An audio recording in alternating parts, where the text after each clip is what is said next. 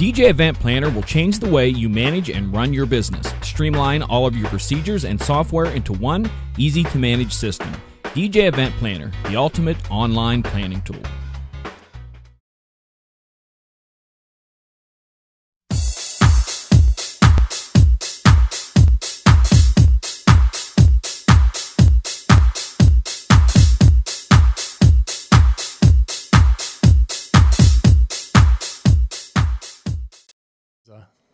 Probably not the best for us to go live with because we are now live. That's right. It's time for Tuesday night with Brian and Jay tonight. Good evening, gentlemen. What's going on?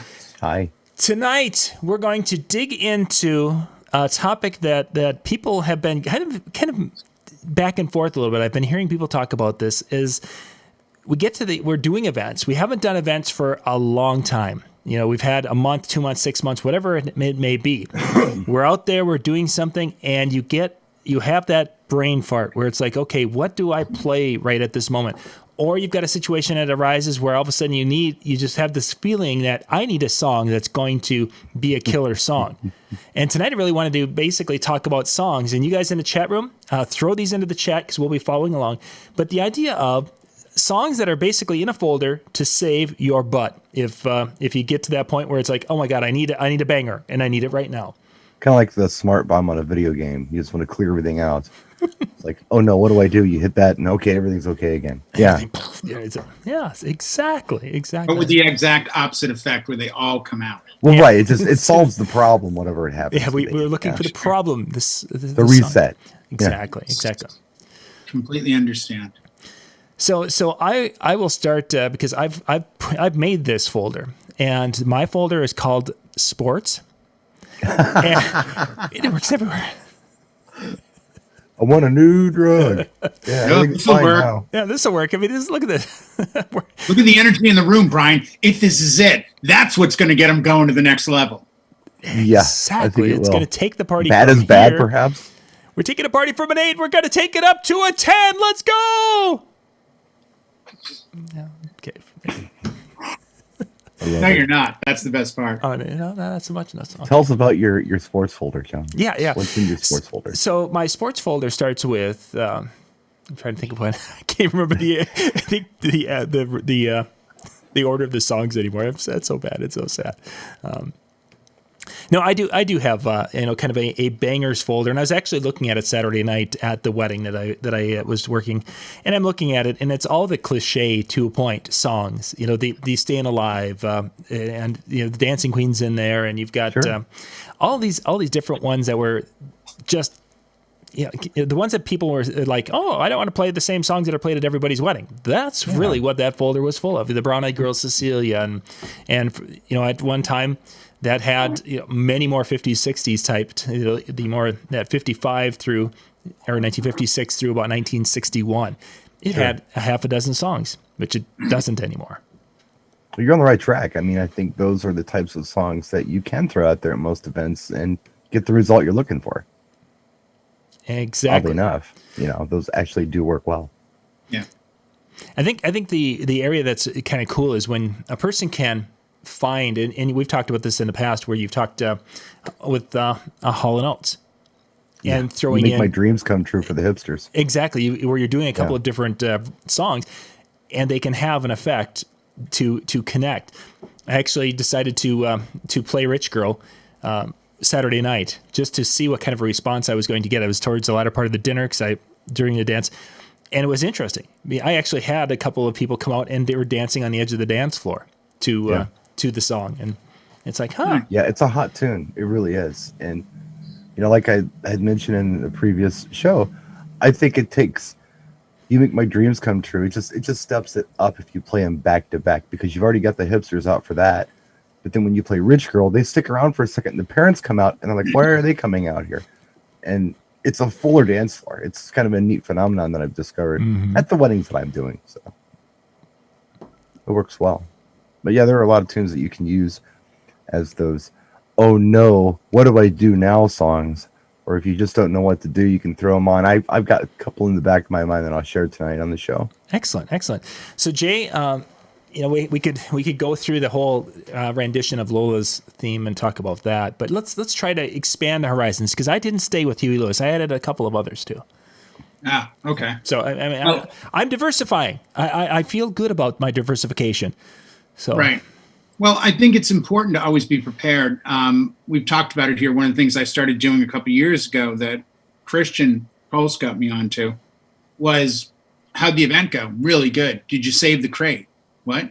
Did you make a crate of the history of the event? I'm like, no, why? Oh, if I have a really good wedding or a good corporate party, I always save a crate of, let's say, just the dance songs. Sure. And I put it as a sub crate of that event, but I name it something like, I have a crate called Cool EDM Wedding, 30 plus wedding, older wedding. I have a Latin corporate crate. I have all these different crates that I kind of rely on when those moments come up. Where I find they come up the most, because even though you're bringing 40, 50, 60, 100,000 songs, there's a flow to the night. And where I always start to flip out a little is if I do, and it's happened a couple times, I'm playing like Billie Jean and no one comes out. And I'm like, oh, okay, it's a little too old. Let me try Cake by the Ocean. Nothing. You know what? Blurred Lines. Maybe I'm going too far forward. Nothing. I'll do, and literally, like, it's a dead dance floor, and I'm on Journey, Don't Stop Believing. Those are the nights where the Save My Butt songs are the ones I didn't plan on, that are usually half the BPM and older. And I tend to go to the 90s now. It used to be 80s, but now it's that early mid 90s Snoop Dogg kind of hip hop stuff, because my mind is saying, whatever you're doing that isn't working, try going 180 away from it. And I have a crate that I made a while back called Wedding Dance, but it starts with, I think the first one is In the Mood, Glenn Miller. And it goes up from there, and it's, goes all the way up to like 130 BPM. But it's the one that I try not to go to as much, because I don't want to have that I have a wedding on Halloween, and the bride and groom were at a wedding I did 2 weeks ago and didn't introduce themselves to the end of the night and said, hey, we want to introduce ourselves. You're our DJ. I'm like, what? Like, yeah, you're doing our wedding on Halloween. I'm like, oh my gosh, you're here at the same venue. Oh yeah, half the people are going to be there. Well, that sounds great because it was a fun wedding.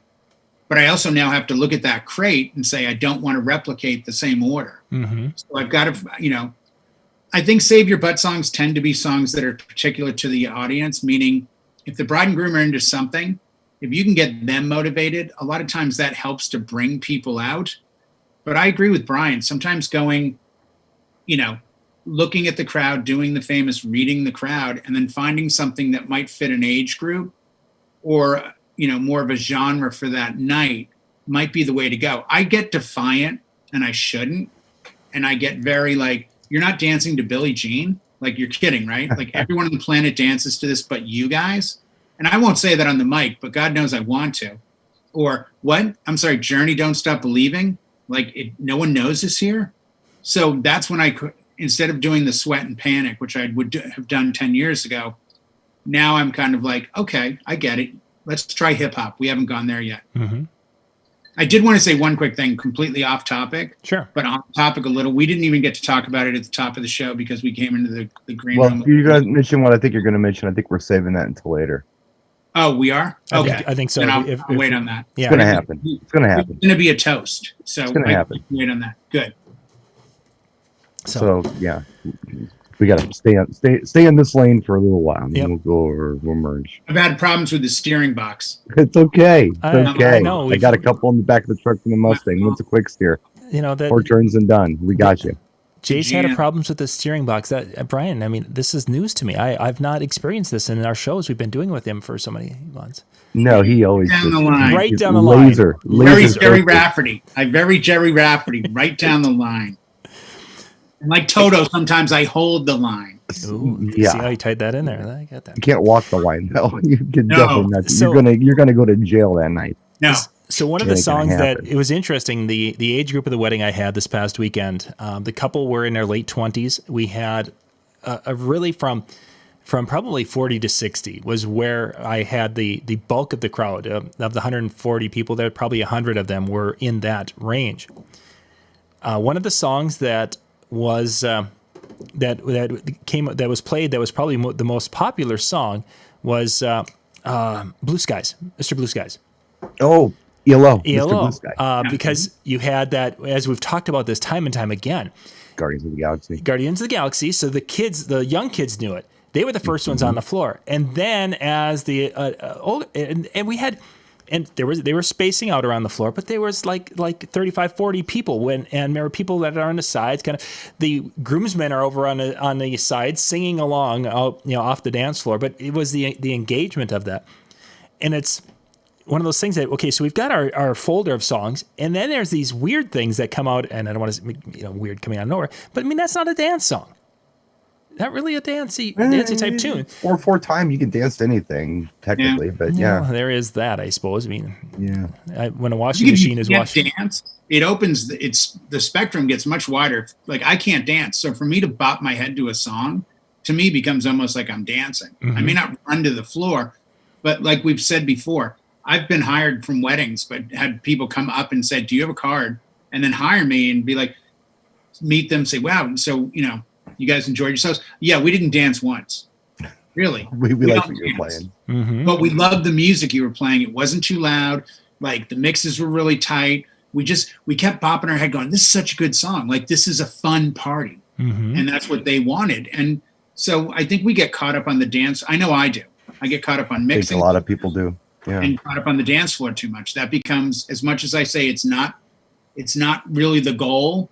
Underneath it is the goal. You want that huge dance floor. Ideally. You want perfect mixes, but it's a visual cue for us that things are going well, but there is other ways for things to go well that we can't particularly are so obvious to our naked eye.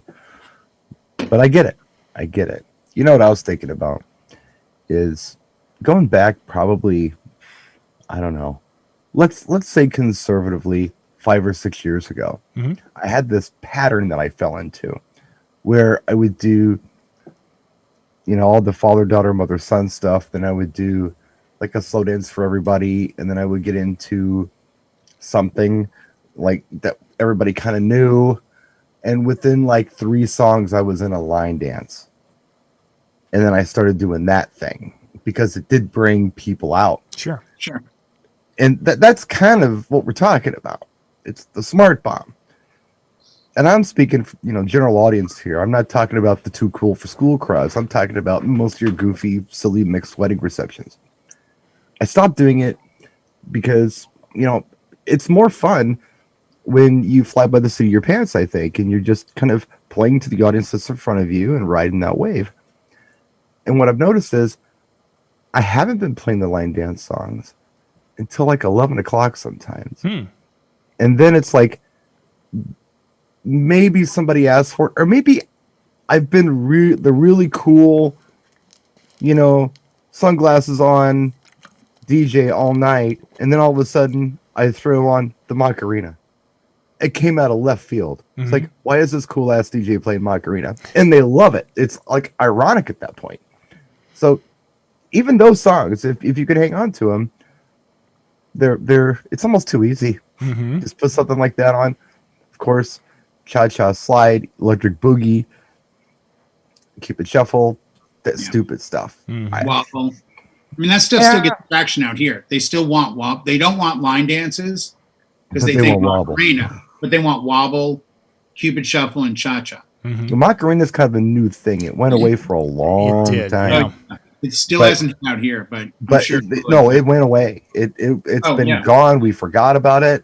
I've been bringing it back as a flashback song. I think John has as well. Yep. And they're like, oh yeah, this one. It's just funny to them. It's like putting on the Twist by Chubby Checker. It's like, why are you playing this? But it's fun, and we know it. Oh, absolutely. Well, I think I told you, I don't think I said anything to John.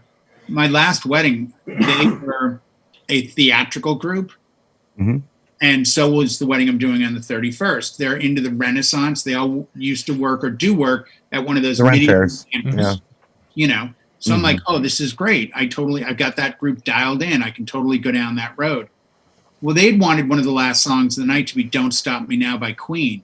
And the more we looked at the crowd and the more I talked to them, I said, I know I said I was going to do Don't Stop Me and then a slow song. I actually want to try something I've never done before. because I'm notorious for ending on a slow song because they have to leave. And I flipped it and I ended on Don't Stop Me Now. And it was amazing. Like the energy was great. The crowd was jumping up and down. Everyone was super into it. But when it was over, they were into being over. They weren't into like, okay, now keep going. Like, no, they got what I was doing and they got what was going on and they knew the night was over. But even moments like that where, you know, I'm like, oh, I'm starting to lose people. How do I keep them? Or, you know, they're starting to filter and speak to each other. I think like you're trying to do, I think it's time, you know, especially during COVID and things changing, maybe for us to change a little bit. John, I wonder where he got those ideas. Who would put an idea like that in Jay's head? Jay is such a studious student of life. How I'm able to make a drink without calling Brian first. So it's how much That's, and one of the reasons would be liquor and juice instead of liquor. You're right. And juice. Yeah. So you know what I'm thinking about though? I'm thinking about really those songs that no matter where you are, no matter what's going on, you put them on, it's going to save the day. Because there are a few of those songs. Let's each do quick 5 songs that you think are guaranteed bangers at any wedding, any event, any time of year. Most any wedding, most any event. There's always going to be exceptions. But yeah, let's go for it. We'll do 5. Let's do 5. Okay. You want to go first? No, let John go first. You're saying, give me a second. You got to. Because I don't want to step on John's selections. I'll go last because I'm cool like that. Oh, here we go. Yeah. Great. All right. I'll stump the hell out of you guys. Well, the first one. You guys throw the obvious stuff out and I'll give you some neat ones. Yeah. John, hint is don't name anything by Prince. Yeah, well, I'm not going to do any. Go ahead. I wasn't going to use them anyway. So. Yo! I don't play Prince weddings. So the Bruno Mars, there's of course Uptown Funk, which would have been that song, but for some reason 24K has been a stronger song at the earlier in the year, and then this past weekend it was much stronger. So I'm almost thinking that one is going to be in that set or in that folder. Flow Ride is Low is certainly the kind of staying in the newer stuff. Shut Up and Dance would be another one. I want to go back into a slow one that goes really, really well. I don't think I've ever had a situation where Alan Jackson's Remember When did not fill the dance floor with folks. That's 4 or 5, Jay. That's 4. And then can I just put Huey Lewis? As long as you fill the floor with it. Yeah, every time. I mean, you doesn't matter what, just anything Huey Lewis. Yeah, exactly. You know, Heart of Rock and Roll, and the crowd, they start hearing that dun, dun, dun, dun, and all of a sudden they're like they're just like puppies at the door, you know, wanting to. Can we dance? Come on, are we ready? So yeah. I remember Power of Love being a huge one, like at school dances when they put that on. That was a big track. That was, yeah. That was a hot song back in the mid 80s. It was really hot. Yeah, totally. I agree with you on 24 Karat. Uptown Funk has lost a little bit of its shine, but I think it's still a workable one. I think probably one that I will play at almost every single event without fail is Usher, Yeah. Mm-hmm. That song just seems to kill. I would have said Happy by Pharrell if this show was a year ago. But this year I'm noticing, I think because of COVID, Happy is just a track I'm just not playing it because I don't think it's getting people the way it used to get them. Mm-hmm. Believe it or not, Taylor Swift, Shake It Off. I've played at each of the weddings this year, and there's been a little country, so that song has done really well. Billie Jean still goes. Cake by the Ocean still goes. And then on the faster side of it, I mean, I'd have to go with line dance wise, Cupid Shuffle. I mean, like I've never really missed with that song. Mm-hmm. So that'd be my 5. Yeah, it still is very, very, very strong. Yeah. I think if I really, really, really look back, I've never failed with Everybody by the Backstreet Boys. Mm-hmm. That's the new crowd too. Never failed. It is. It is. It's the kids getting married now. Yeah, it's killing. In their group. And people my age like it too. Mm-hmm. Yep, that was. We followed that up with "Wannabe" by the Spice Girls. That's exactly what I did. At your wedding? And what? Is Deb going to be at the wedding? She was welcome to come. So then mean, that's her song. You can, these all just can't fail for me. You could follow up "Wanna Be" by the Spice Girls. Well, you could follow it up with this, or you could just play it as a standalone song with Miley Cyrus, "Party in the USA." Yeah. This is a big tune still. That's getting traction now out here too. It's even, you know what was surprising to me, and this goes back to probably maybe a couple of years after it came out when it became that novelty song. I kind of thought it was going to be, I don't know, maybe a bit like a girls just want to have fun kind of thing, where the girls really liked it. Mm-hmm. But for some reason, the guys really like "Party in the USA" too. So you get that whole millennial Gen Z group out there, and even people my age dig it as well. Mm-hmm. And that's an 11-year-old song, but they still really like it. So that one's good. So I'll continue. Mm-hmm. If I'm just going to throw something out there, sometimes I'll do that hip hop thing. So, and a lot of people tell me this is not the tune to play at a wedding, but they love it. And I've got an edited version. "Be Faithful," Crooklyn Clan. That song is like, you press that button no matter what's going on. The dance floor is full. Just yeah. For me, if I have the right crowd, that song kills. Yeah, it's really good. Yeah, even the other one that you can do, and this is for anybody. It doesn't matter what their age is. And you would think it would be for a certain age group, but I think everybody kind of digs it because it's been a sports anthem and all kinds of stuff. "House of Pain," "Jump Around." Mm-hmm. That one is a really good one. If you're like, what do I do? And I've even got on the microphone before. Things are kind of getting a little, and I said, "Look, I hope you guys don't mind. I want to play some Irish folk music for you." Oh, Jesus, what's he going to do? Then I throw that on, and they just go, "Oh, my God," and just brings it up even more. Yeah. For a slow song, the one I really like doing, I've never had anybody object to it. Sometimes when you do something like "What a Wonderful World," some people may think that's a little too old school. Mm-hmm. Sometimes when you do like a newer slow song, it's like you don't really grab the older people. Shania Twain's "You're Still the One" is my go-to slow song for a mixed crowd. Mm-hmm. It's top 40, it's country, it's not too old, it's not too new. It's a nice little tune to just kind of stick in there for a slow song. And there's a pop version of that and a country version. It doesn't matter. Yeah. The only difference that I can hear is there's a little bit in the B section where I think the country version has a slide guitar and the top 40 version has a little kind of a mellow little guitar solo, like a regular guitar solo. It's no different otherwise. You play either one of them. I usually do the country one actually. I don't know, that's more than 5, but those are tunes that I don't know, you almost can't screw them up. Like if you're in a situation, they're different than they used to be. Back in the old days, it was Celebration by Kool and the Gang. It was YMCA, Village People, Rick James, Super Freak. It's not those won't work.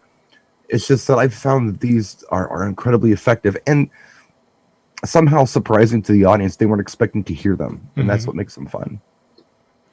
I think there's times in the night that you get into those, not sets as much as you just find if this track's working, then, at least with me and I think with you guys as well, if you play Bust a Move by Young MC, that's going to take you to a different track than if you were playing, Blurred Lines. Yeah. Even though they're around the same BPM, but there's a different, it's on where the crowd wants you to go. One I didn't mention because I think it's very regional, but I mean, it doesn't take much effort to get a dance floor full where I am if you play Tupac and Dre, California Love. I do well with a certain audience. I do very well with that, and I usually somehow fashion it around Hypnotize B.I.G. somehow, and it's like that too for seems to do very well. 92 BPM, so it gives you that whole, Nothing But a G thing. What's My Name by Snoop, even Gin and Juice. Then you start climbing and you get up to, and actually I probably should have mentioned this one. What is it? Get Low. Little John Boys. Little John, the East Side Boys, sure. Yeah, that track just crushes. And it gives you a lot of different avenues, and it sort of tells you where the crowd wants to, like, do they want to keep going hip hop? And it's the difference between 24 Karat and finesse. it's fun to play songs that they like, but they totally weren't expecting. And if you're in that hip hop vibe, Yeah. right in that pocket of late '90s, early 2000s, I love throwing on Party Up DMX. They don't even see it coming, No, I and wouldn't. that song just has a great intro, and it jumps in. I do the radio edit of it because the longer version just gets a little old. And the other one that they just smack them over the face with, they have no idea, is Old Dirty Bastard, I Got Your Money. Got my money. Oh my God. I They love that. just like, what? And you look at those guys who thought they were too cool. And it's like, I need an apology now. Yeah. Because I'm incredibly cool. Like, you are, dude. We're gonna leave you alone now. I play the Funky Mix 45 or 44 version of that I bought at Mobile probably in 2000, 2001, something like that, a million years ago. The one that I think is starting to get traction again that shocked me, because I've had 2 requests in the last 7 events, was Carly Rae Jepsen, Call Me Maybe. Oh, yeah. That one never went away here. I see here it kind of went away. Like that one, I started playing Good Time by Owl City and Carly Rae, and it depended how the crowd looked. Mm-hmm. But, the beauty of our job is, and I tell people this all the time, I'm going to play 65, 70, 75, 80 songs, but I've got 60,000 and the internet. Yeah. So the game is, there's a lot of great choices I could have played, but these are the great choices I made. And if you had a good time, then I was right, and it's not a me right, you're wrong thing. It's just I try. And I think a lot of it is what you put it with. It's where you go. Yeah. Not only that, but, and I know that, beat mixing is a thing that you really want to make sure you bring to the table at an event. I find that when I change the tempo completely, people take notice and like, what the hell? So I go from one thing and just abruptly jump into something else. And the songs that I've done very well with that would be things like Sexy and I Know It by LMFAO. And the other one is one we've talked about many, many times, but it's totally that great left field song to throw in there when you're in the middle of something. Daft Punk's One More Time. Yeah. They just jolts them. They I think don't even see it coming. They stand alone they're such standalone tracks. Mm-hmm. Yeah. Yeah, you exactly. Were Backstreet Boys, because and I think if you look at if we had this conversation as you and I have had over the years, you find that there's a point where the 80s stopped being in flavor and it went to the 90s because of the age of our clients, and now it's like it's 2020. So if you've got a 25-year-old bride, she was born in 95. Well, how much of the 90s did she really get? And you think, okay, well, I was born in 64. I'm not a huge fan of the stuff right before me. And I'm not like I love the Beatles, but I'm not like my music really tended to be like 7 or 8 years later from when I was. Right. Yeah. So when you start doing that, I played Backstreet's Back a few weddings ago. And just because I thought I could, and I did just what you said about the tempo, I followed it with In Sync, Bye, Bye, Bye, which is on another tempo. But it just inspired them. Mm-hmm. And I think there are times that you can throw stuff at someone and they get more excited for getting beat matching. So I think there is a time and a place where just give it to them and they're going to be thrilled. DJ Ohm in the comment section is saying, Brian, you need a good mic. Just so you know, I have an incredibly good mic. You can blame Zoom for this. I was going to say, I'm not hearing any audio glitches or anything. You sound normal. Right? Yeah, you sound so. But I have a nice JTS. That's here. the JTS. Yeah. This is a badass mic, so I don't know. Yeah. It must be Zoom because this mic kind of rocks. So, John always sounds brighter. He's the host. Yeah, I'm going to have, because I've got a direct connection going right in. And Jay's coming from California, and, there's the fires and things, that matters. And the swingers. The smoke coming in from this distance. Yeah, it's just horrible.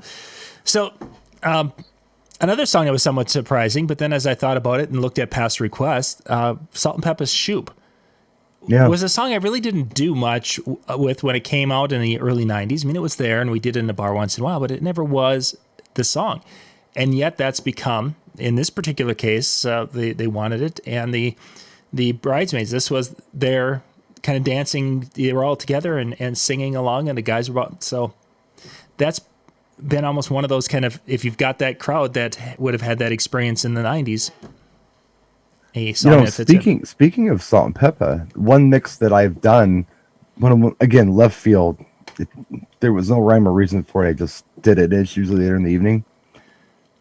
I do like Run DMC. It's Tricky, which seems to do really well with even, the millennial crowd, the Gen Zs, they like it. Kills.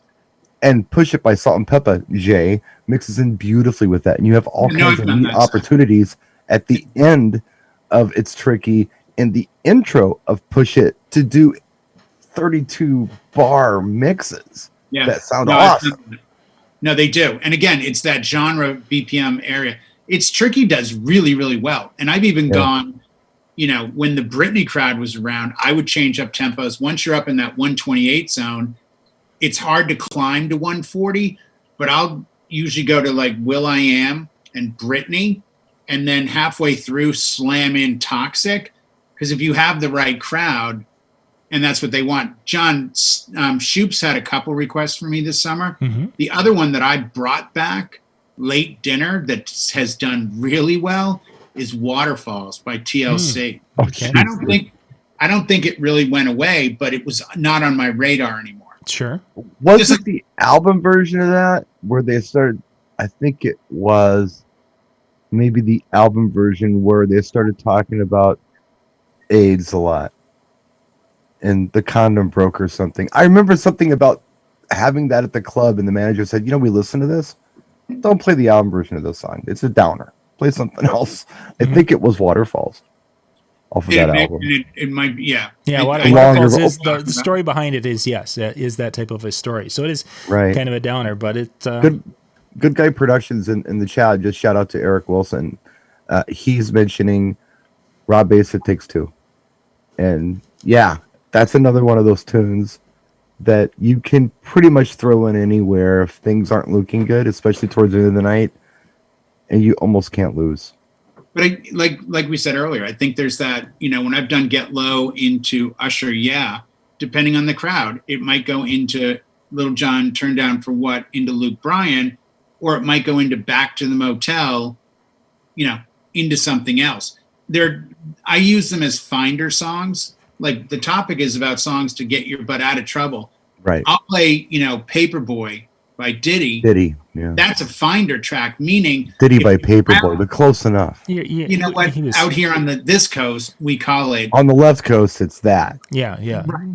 I'm in the Midwest. I'm a moderate, so it's like Scrappa in Australia. The toilets flush differently. Okay. They don't, but that's okay. This way versus this way. It's not true. It's not true. You sure? Yeah, I did the test. I have video to prove it. Oh. Because the next DJ Helping video series. This was before the internet had like video and stuff too. So yeah. This would be like you cooking salmon with a cigarette going, check out this toilet. It was way before that. Yeah. It was years before that. So But you have those finder songs, which are like, if the crowd really likes this, then that's going to determine some of where to go. And I think if you don't get them on certain hits, try those obscure tracks that are like, the worst thing that happens is I turn this off in a minute. Mm-hmm. And that's the other thing we haven't mentioned, but as hard as this might be to believe, if a track's dying for me, I'll get out. I will not play. Don't ever be afraid to jump out of a sinking ship. Like if your track is killing your dance floor, get out of it. And I think that's why it's semi-important to know the next round of songs a little bit, because if your banger track dies, I did Terror Squad, Lean Back, thinking this is going to kill. It had killed at the wedding the week before. Well, it cleared at this wedding. And I'm like, oh, geez, I didn't plan on it clearing, and had to immediately get out of it and go into something else. So, you got to be somewhat ready on these things. Yeah. No toilets here, just long drops. That doesn't. I saw that, and I thought that is awesome. That is. What is this? Scrappa replied to you with really clever. He said, "No, long drops. The toilets are very deep in Australia. They are incredible. Oh, they are? Yes, they are. Why? Don't fall in one. Because they're Australian. Because they take big poops. I don't know. Because they are. Oh, all right. Just because they are. He just Take your word for it. He just threw out 3 or 4 different potential conspiracy theories. I heard that Australians take big. All right, gang, we're going to wrap that part of the show up there. Hopefully there's some great things put into the chat. Gave you a few songs and ideas there. I want to spend the last about 15 minutes or so of our show tonight. As you all know, Eddie Van Halen passed away today, and another gentleman just passed away just a couple of hours ago. I can't think of it. I'm just right at the top of my head. From where? He sang a 70s song that we used. Oh, somebody put it in the chat room. What? Yeah, there was another gentleman who just passed away here. Have I got anything on that? I wasn't aware of that. Neither was I. Oh, Johnny Nash. Thank you, Greg. Johnny Nash. Oh, wow. Yeah, Johnny had also passed away. So, but the Eddie Van Halen thing and Van Halen is one I figured we'd spend a little time with that. Yeah. Van Halen's always is one of those bands that probably Huey Lewis and then right behind would be the Van Halen, because they were so much of an influence, because that's the kind of music that the friend who got me into listening to kind of current pop music. My parents had, that influence of the 70s, and such, the Beatles and what have you during that. And then he was the one that really started to get me into some of that early Van Halen things and get me into more of that. And so we'd go play pool. On that pool table, I ended up buying it from a guy, found it and bought it. But we'd go play pool, cross-country ski across the lake I lived in to his cabin on the other side of the lake, and we'd go and shoot pool and listen to some of the early Van Halen albums. And so it was kind of they've always had that kind of a soft, that special spot in one's heart there. So with that, so yeah, it was something you knew was coming because of Eddie's cancer and not being able to do the things for a period of time that he's wanted to do. But it's just still kind of a sad day with that.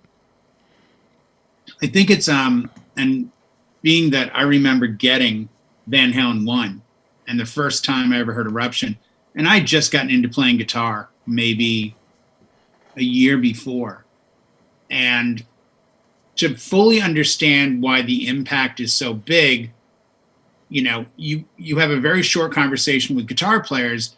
There's what you refer to as almost the Trinity from the 60s, which was Jeff Beck, Jimmy Page, Eric Clapton. And there was a lot of amazing, like I could name 100 amazing 60s rock guitar players, but those were the three preeminent, and Hendrix. And Hendrix was his own, star burning too bright, 3-year career, came and went too fast, revolutionized things. But that was it. The 70s came around and you had the influence from the 60s and the 50s. So you had Kiss with Ace Frehley and Ted Nugent and, Rick Derringer. And you had people that were considered to be, very good guitar players, but the virtuoso, amazing kind of Hendrixy guy, there were people close. And then when Eddie Van Halen showed up, he changed the landscape. I bet you 90% of anybody in rock today in a band can trace that back to someone that they were influenced by being directly influenced by Eddie Van Halen. Yeah. When Eruption came out, nothing was like that. And everyone kind of said, well, studios, you can use a lot of effects. Where he was so brilliant was he came out with album 2, which I believe was already recorded before even album 1 kind of broke. There was some weird thing the way they recorded them. They were very close to being back-to-backs. But on Van Halen 2, he did a track called Spanish Fly, which is a flamenco like Eruption version, but on acoustic with no effects. So it was his kind of like, F you if you think I'm doing some trick. That's really interesting that you say that. I was looking at some of the responses from other celebrities who, reacting to this. And the one that caught my eye said that he's a musical and technical innovator, which is the perfect way to describe him. And that was from Cat Stevens.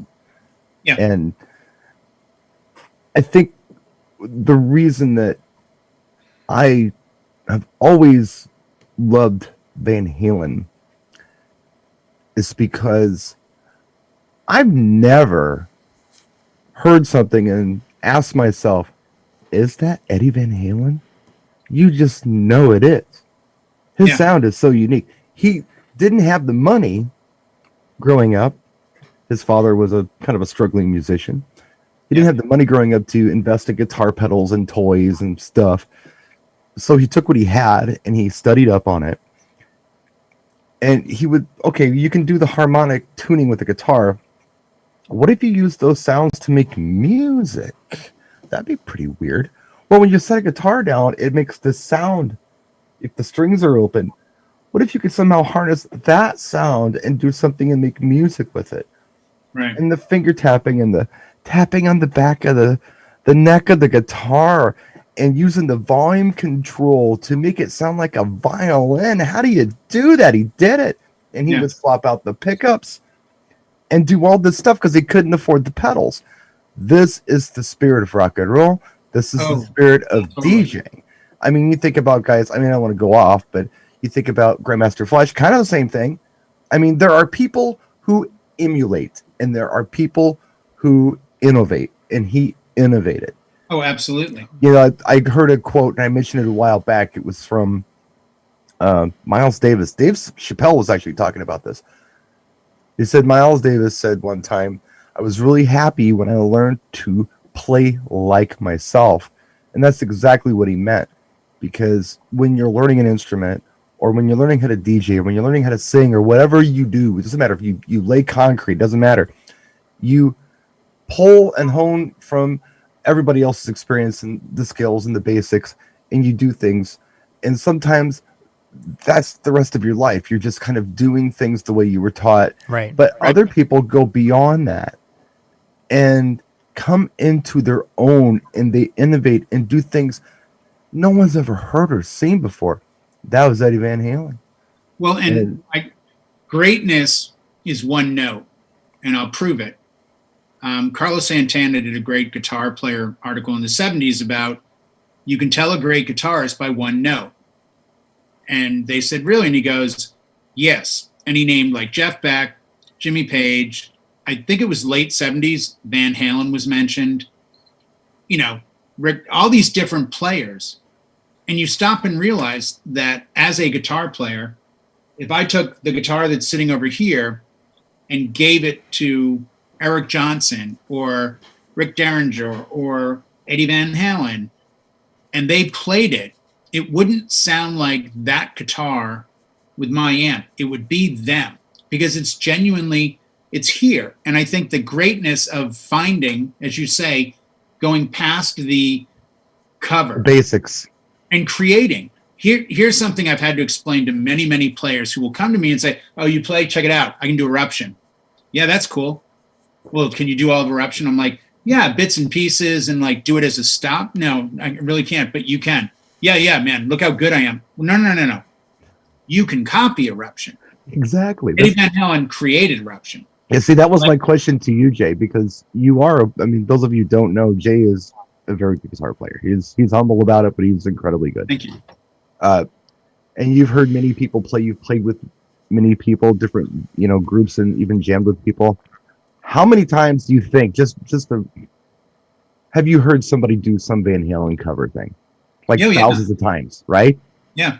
How many times have you ever thought to yourself, was that really Eddie Van Halen playing that? No. Never. Nobody can do it like he did it. Nobody. You look at Michael Jackson. The solo on Beat It is Eddie Van Halen. And it only took a second, the first time we all heard it in 83 to go, I think that's Van Halen. It's the high note he hits. It's the way he hits it with the harmonic. And it's like, right. And it's like, that's man, Eddie. But he cultivated that. And, for you kids out there that are watching, if you want to know the secret of success, it's practice.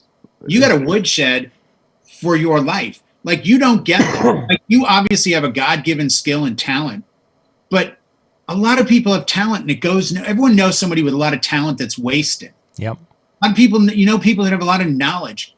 It's a great Calvin Coolidge quote about knowledge won't do it. Everyone knows somebody that's really smart and didn't go anywhere. Talent won't do it. There's a lot of wasted talent. It's persistence. It's constant never letting go, never losing sight of the prize, and always working towards it. And I mean, here we are in 2020. After Van Halen broke, there was a guy that played with Ozzy Osbourne named Randy Rhoads. Yeah, Randy. He became this amazing god of a guitarist and then died a couple years later. Yeah, he didn't last long. Now, I could probably name 20 people you two have never heard of from then till now. But maybe the name Yngwie Malmsteen. Oh, I know Yngwie. Okay, that's probably the only big name I can say. Now, there will be people that say, what about Steve Vai? What about Joe Satriani? What about Tobias? What about this one? There are a lot of great players, but they're not mainstream. They're not past their own genre known.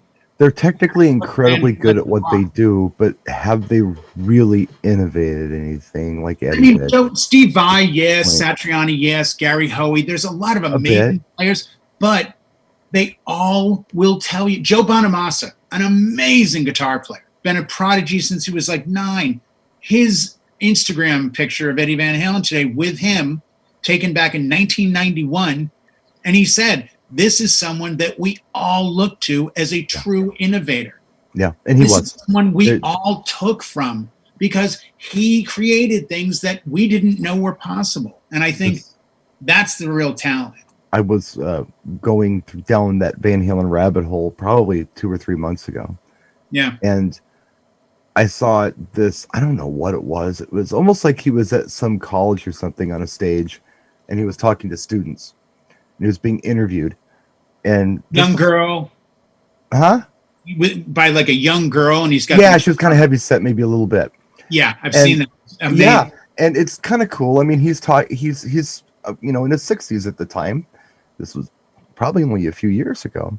Yeah, and he's talking about his life and, you know, how he came over with his family and how they paid their boat fare to America by being musicians on the boat with his father, and how he started with the drums and Alex started with the guitar, but then Alex got on his drum kit one day, so he took Alex's guitar, and, you know, all those stories. And it's interesting, and you're thinking to yourself, yeah, he was a really great guitar player. You know, he was fantastic. This is really interesting to hear the story. Then he picks up a guitar, and he's got an amplifier there, and you're thinking, okay, he's going to play something. He picks that thing up and starts playing. It's like, oh my God, there he is. Yeah, there he is. It's there. No mistake. No mistake. No. That's him. This is not an imposter. This is not the old man, Eddie Van Halen. That's nothing like the young man of Eddie Halen. It's him. He's that good. He said flat out, Van Halen 1, there are mistakes.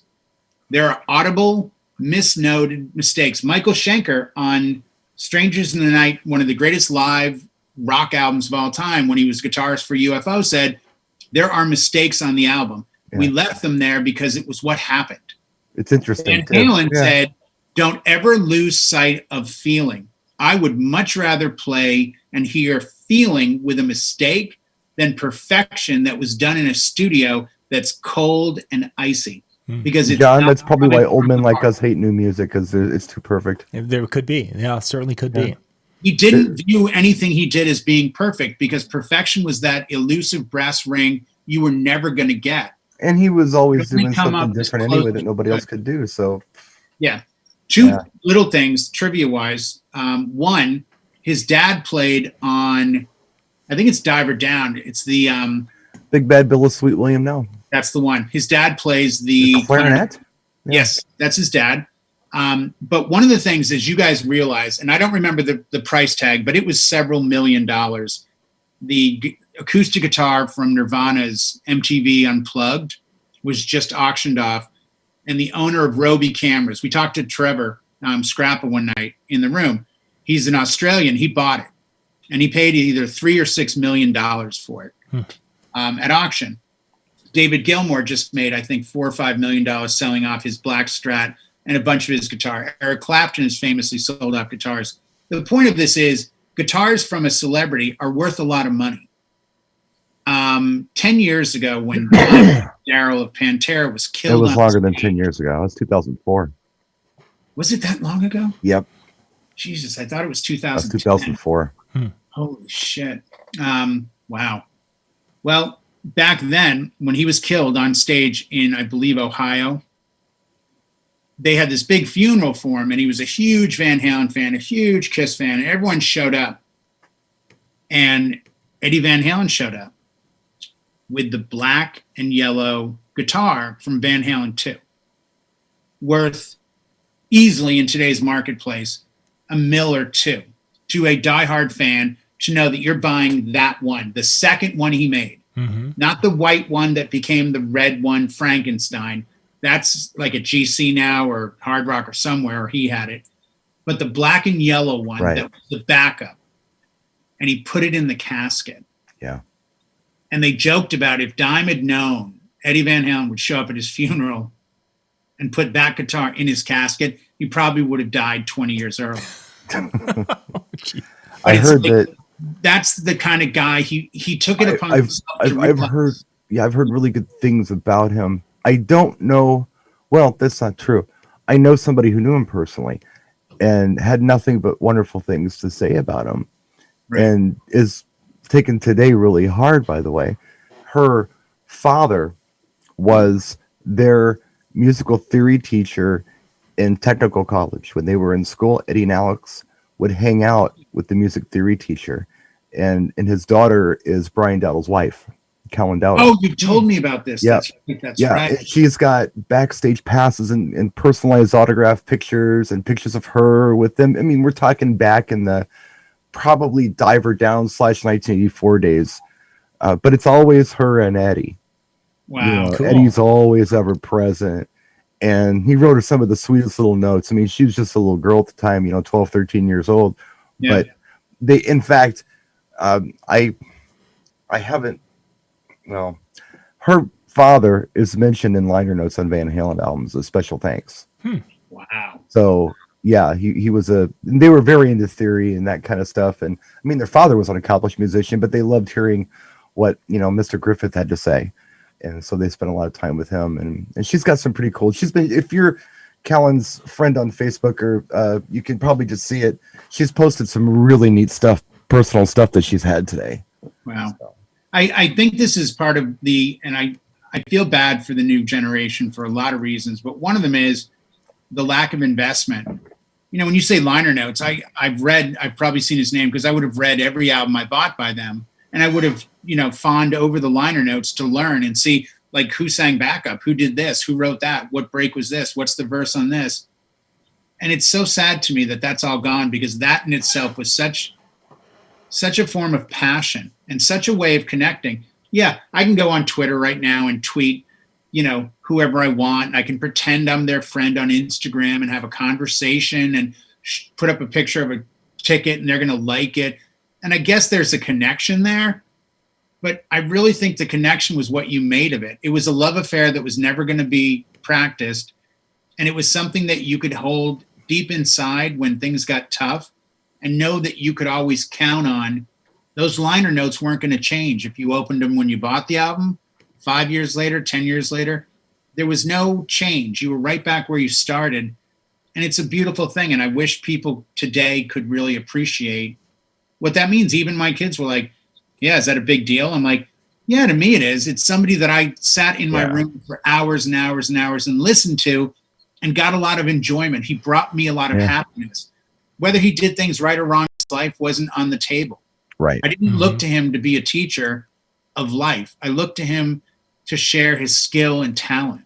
And I don't know, John, they're really complaining about my microphone tonight. Go Mongo is asking what model is. The JTS1 USB. It's got to be Zoom. This is a good mic.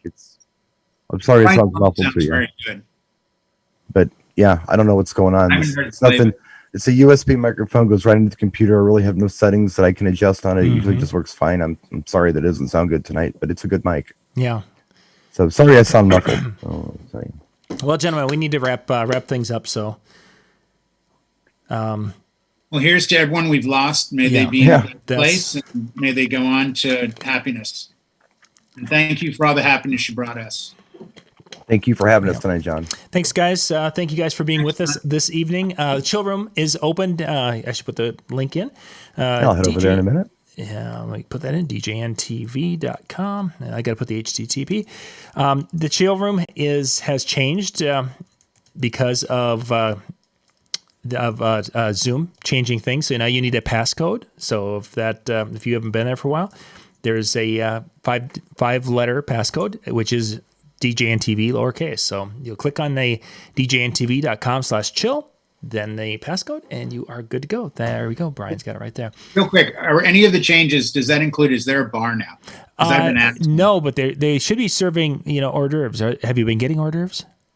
I haven't been in a few days. Oh, okay. Well, we were going to put a bathroom, but we figured you just get lost on the way to it like you do in real life and never come back. So we decided not to do By that. the way, I real quick, I'm doing the warehouse thing. So I get home, grab a quick shower, go in the closet, grab this, and realize this. I should have worn this a few weeks ago because this is the famous shirt where I interrupted you two guys at the Irish pub.